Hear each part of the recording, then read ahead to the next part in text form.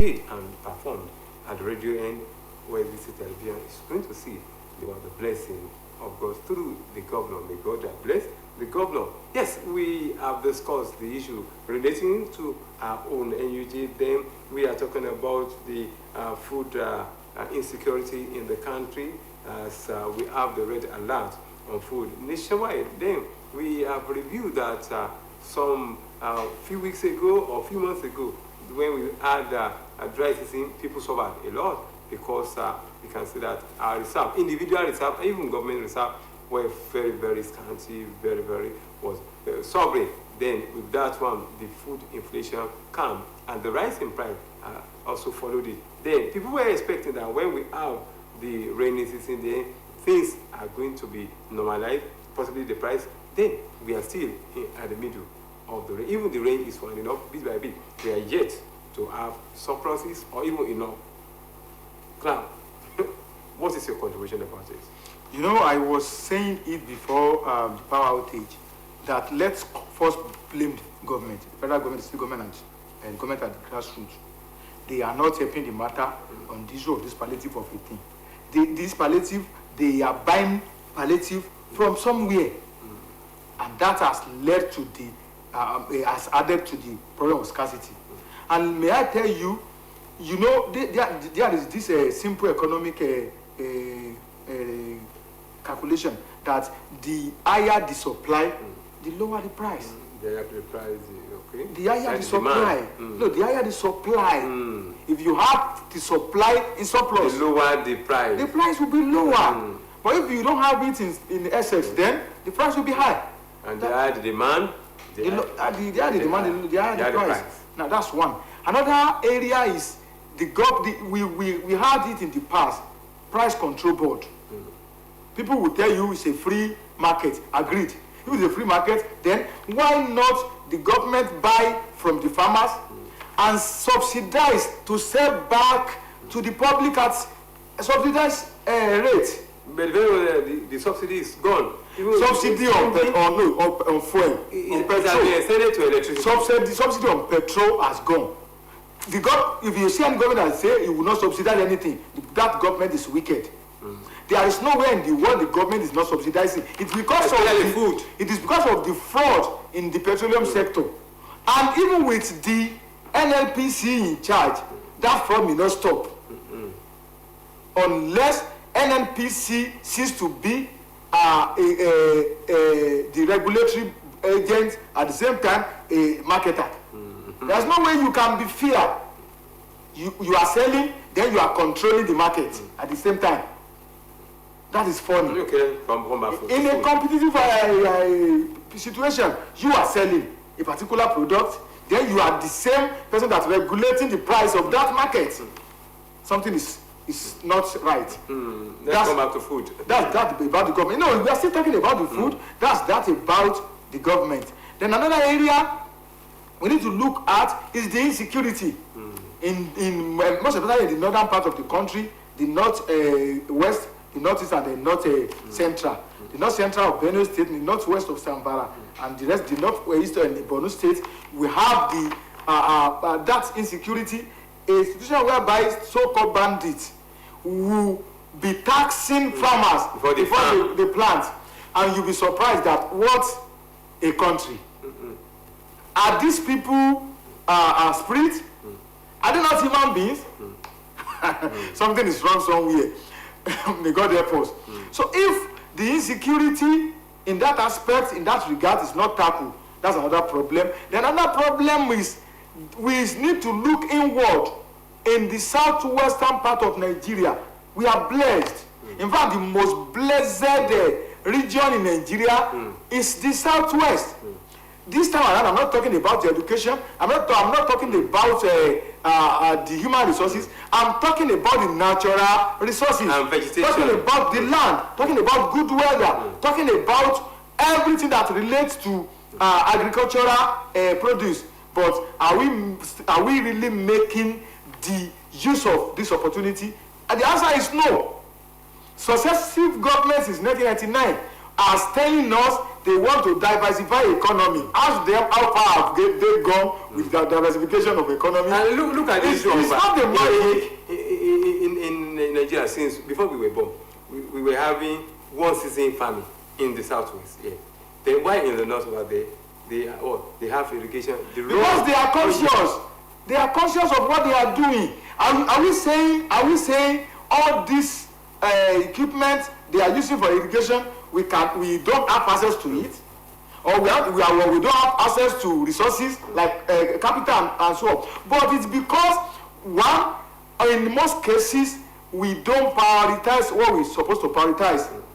We don't give priority to what we're supposed to give priority to. That's one. Another thing is, in a situation whereby you go to bank to borrow a loan to celebrate the 15th anniversary of your mother's death. When there are businesses especially in the food, the agricultural sector, that you can put money into, you can go to bank and get the money. Then apart from that, if you see government giving out agricultural loan, the beneficiary will be civil servants who don't have farm, political party members who don't have family business. So we are doing this to ourselves, knowingly and unknowingly. We don't think about the consequence of what we are doing to ourselves. Then let's go to markets too. At times, our people are wicked. Honestly, Human factor. Let me tell you this. There was a time I was opportune to speak with some guys. They are into this cassava and gari stuff. They buy their gari from Oyo Iseyin axis, Oyo Alapin. And I was told by that guy that when they were buying cassava, a truckload of cassava then, when they were buying it 600, 700,000. Gari, a measurement, a Congo of gari was like 1,800 then. And now that a truckload of cassava has reduced to like 300, 350, we are buying at 1516. Very close. So look at, there's something is so much effect. Something is wrong somewhere. Some people are wicked. You want to make profit at the expense of the poor. And majority of those who are doing this are either Christians or Muslims. By Friday you see them in the mosque, by Sunday you see them in the church. That means we are religious but we are not godly. You know what I've been saying is that when we are blaming the government, let's blame those who are also in charge of this business. Then let's blame ourselves. We have those who have some plot of land around. Maybe have a plot, cut out a plot of land. They can do something. Let me share an experience. This is a practical experience. We have some tomato in our kitchen now. You know how we got it? From those waste tomato that were thrown out. So those tomato grew, and we plucked them and exactly transplanted, and now we are enjoying that tomato. Assuming we found time to do it exactly. Even if we cannot go to market to sell it, we won't be going to market to buy it. You can share it. Exactly. If we are not going to buy it, then not to sell it, we are not going to buy it. So that will have solved a problem of a tomato. Then another thing is what do we call it? How we all this farm produce, how we keep them. Because we have season for all this. When you have season for a particular farm produce, tomato for instance, what is the government or private people doing to ensure that we keep this thing safe for the rainy days? There are equipment that can be procured by the government for a large number of youths who have interest in agriculture. It is not necessary that we go to farm to cultivate. Agriculture is a chain. Agro-business is a chain. From cultivation. Even the biggest firm. Exactly. So you talk about tomato paste. We can have that company at Ajenisua village there. If they are growing tomato in Ajenisua, bring down that industry that will be producing tomato paste. that will bring down the price of the imported or whatever tomato paste in the market. But because majority of us, quote me right, majority of us Nigerians, one, we are lazy in thought, not in strength. Our thinking faculty, we don't stress it much. The moment that you discover a particular business, that idea becomes my own. It becomes your own. Why not me thinking of another business idea? Diversification. Exactly. So we always rush to a particular business. Until the business falls. Exactly.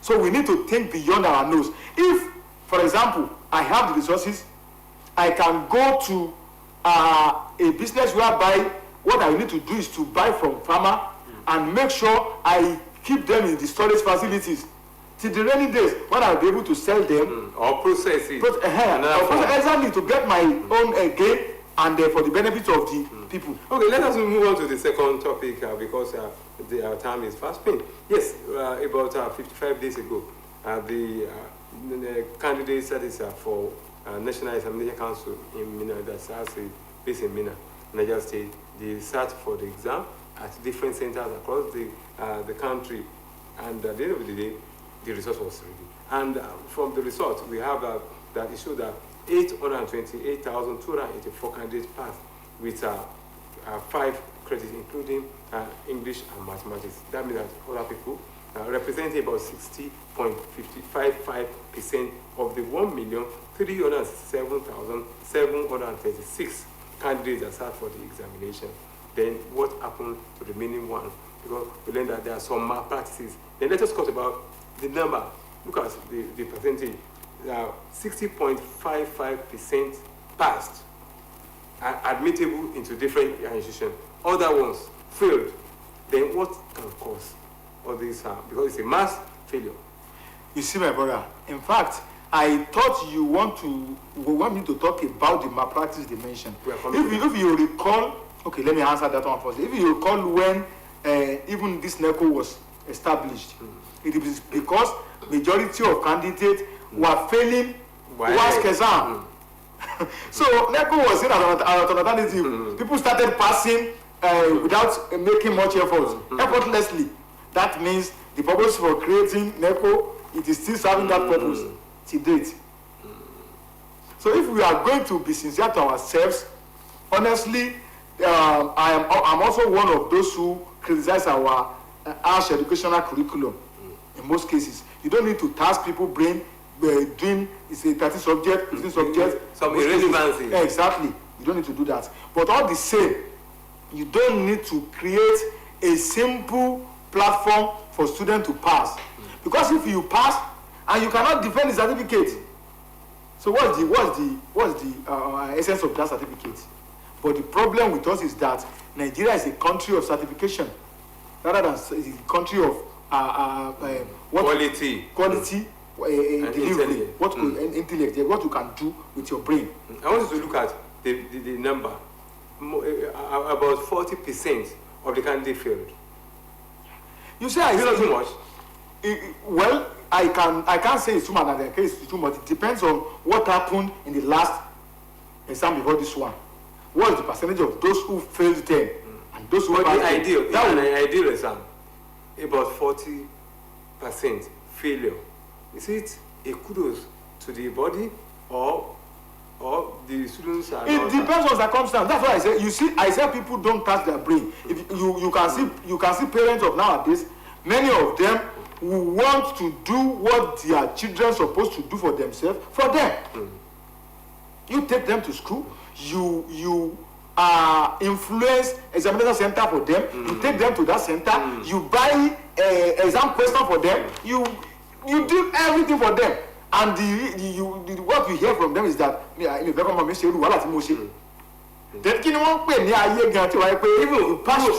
40 schools were found to have been involved. You see what I'm talking about now. There are some in 17 states. There are some centers they call a wonder center, what they call it. You see them, people will leave Osogbo or Osun State here and go to a village in Oyo State, a village in Ogun State, to conduct to write exams because they know they will get it there. So, through my parties. Exactly. So something, but let me add. Yes, examination is about how to know for certification purpose, but that's not the true test of one's ability. Nigeria should change from issue of certification to reliability or mental capacity of candidates. Mental capacity, people can argue that if you ask a question and you can answer it, your mental capacity is tested. Agreed. But that's what one can read and pass. Exactly. You can read for exam and pass. It happened to me in the past. Memorize. Exactly. And go. I have some borrowed courses then. I just did them. Let me read them for exam purpose. Let me do it, and I passed once. But you cannot come and do something about it. I won't be able to do it. Down. Exactly. So that's why I'm trying to say that we should de-emphasize certification. Certificate issues should at least be de-emphasized in Nigeria. For God's sake, we have people. For example, people talk about Bill Gates. They talk about so many people who they call him fail out. Exactly. But today they dictate for the world. Because they have things upstairs that is different from the robotic Western education system. Even we learned that 21 supervisors were recommended for blacklisting due to poor supervision, aiding and abetting abscondment, extortion and drunkenness and negligence in 12 states. The issue is, Yoruba people will say, we know how they do it. Before the supervisor will come, the school will have prepared something for the supervisor. Give him what he will eat, what he will drink, give him an envelope. He may even not check the exam hall before he will leave the school. We know it is a chain. It's a chain thing. That's what I was talking about the other time. Until we change, and this is it, my brother. If you are brilliant relatively, and you use your brain to pass a particular exam at your pace, and somebody somewhere who is not as brilliant as you are get a certificate higher than yours, he or she automatically becomes your boss. So what do? You also find some shortcuts to get similar certificate to become Oga. So that's why I say we need to de-emphasize certificates. It shouldn't be about certificates all the time. We have many of our friends, brothers, and family members that when they traveled abroad, their certificate here, their course of study here, their discipline here were put aside. And they were given like 3-6 months training to know what they are doing over there. Different from the years of nonsensical honestly. So I'm not saying it is necessary to go to school, don't quote me wrong. But there are some things we add to Western education that are not really part of it. There's nothing wrong in this WASC exam. Before the exam, as students of any department, whether science student, whether art student, whether commercial student, after English and mathematics, study 3 more subjects. You'll be focused on all it. But if you are studying like 9-10 subjects, and you are writing like 8 subjects, so that's too tasking. And at the end of the day, you may, because you want to pass all the subjects, fail the ones you need to pass in the first place. So we need to de-emphasize certification in our school curriculum and in the civil service and other settings in the country. The moment we start doing that, then we need to stop looking down on those who are not as vast as we are in what do we call the Western education. Let's stop saying mechanical lesson. It's a knowledge. It's a knowledge, because if you are a graduate and you are not, even we are graduate of mechanical engineering who cannot fix their own car, they will still need that mechanical license, so to say, to fix their cars. We don't have much time because we want to talk about some courses, some subjects inputted in O level that are not relevant. Exactly, to divert our attention to we are going to have more opportunities. Even colleges, polytechnics, or universities that are not relevant. They are just distractions. When we have our opportunity, another time we are going to iron that one. We want to appreciate the executive producer of the program, Otunrayo Ayigbayo, and the producer, Oluwatoyin Yusuf. I want to appreciate the chairman of OSBC conglomerate, Latif Agbola. Thank you very much. For being here. Yes, for being my guest. But we are still going to be expecting another time. I'm yours sincerely, Adeleke saying bye for now.